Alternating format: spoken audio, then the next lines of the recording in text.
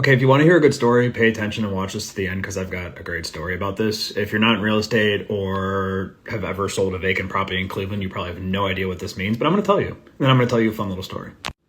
Cleveland is now ceasing their vacant property exterior point of sale. If you're familiar with real estate in Cleveland, a lot of the cities on the east side, Cleveland Heights, Maple Heights, Garfield Heights, pretty much all of them have a point of sale where the city has to come out and do an inspection. And then there's all this stuff that happens. And if you have questions, I can let you know, but I don't really need to explain that right now. So last year, I had a deal closing. It was a vacant property, investment property. I do a lot of vacant properties in Cleveland because I work with investors.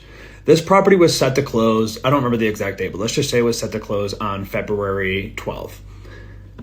The day before, on February 11th, Cleveland, who has been hinting at this, just randomly decides to enact, for sure, that every vacant property has to have an exterior point of sale, which means someone from the city has to come out and do an inspection on the exterior of the home.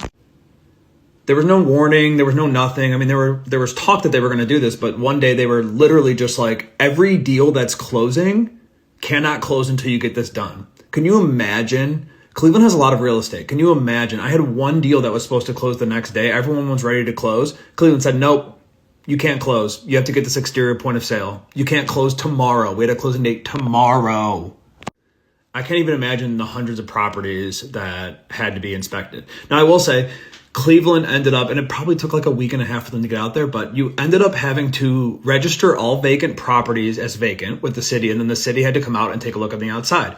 They were pretty lenient. It was nothing like Cleveland Heights or Shaker Heights with their point of sale. Basically, if the property was standing and in decent condition, you weren't going to have any violations.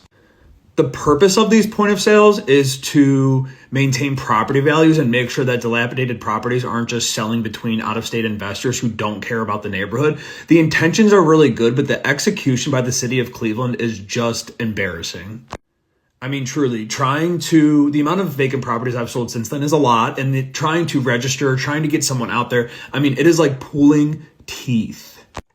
And now just 1 year after they enacted this, after they held up all these deals, after going through all this stuff, they're just saying, no, we're not doing that anymore. Yeah, no shit. It's because it didn't work out well at all.